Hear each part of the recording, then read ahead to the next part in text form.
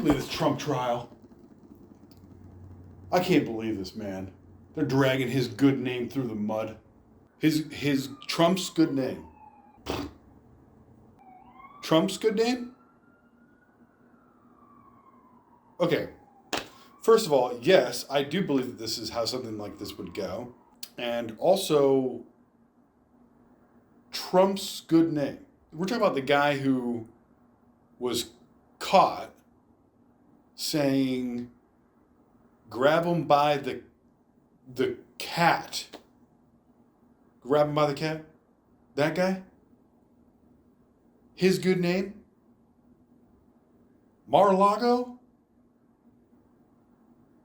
January 6th? What? Grab him by the cat. I'll just go right up to him, grab him by the cat.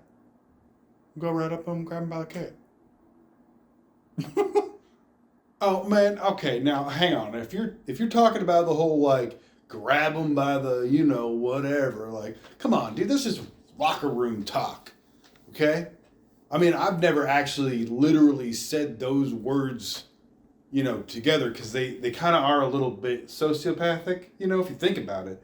If you really think about it, I don't think I've ever heard another man say those specific words, grab him by the, like in fact, I don't think I've even come anywhere close to saying that, I think that's probably a little bit aggressive in a lot of different ways that people just sort of want to ignore and gloss over.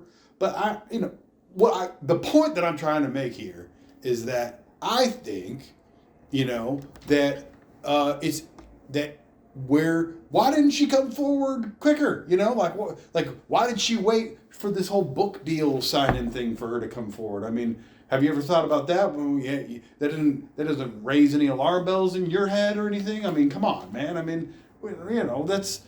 What about this? What about how come every time some politician is going to run for whatever government position that they want to run for, how come suddenly all these people coming out of the woodworks saying, hey, they did this and they did that? I mean, what are the odds? What are the odds that all these people did all these things? I mean, I just think, these people just try to like, oh, I don't agree with your politics and I'm going to attack you.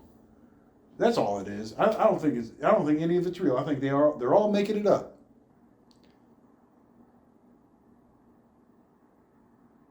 You think they're all making it up?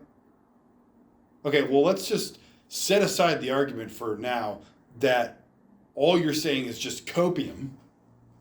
Let's just ignore the fact that that's probably what's actually going on and actually dive right into what you're saying, okay, shall we? So what you're saying is that you don't understand how people who've lived probably one of the most traumatizing experiences of their entire life, something that they may even have to deal with post-traumatic stress disorder with, you don't understand how they can keep that bottled up for years until they start to see that person, the person who perpetrated this heinous crime on them, they start to pop up all around as about to gain power and prestige in one of the most well-known, positions in the known universe. You don't see how they could suddenly want to gather the courage to come forward and address the problems, address the pain and suffering that they've been dealing with internally for years. You don't see how maybe those two things would not. Well, those two things would work together synergistically. You can't possibly see that.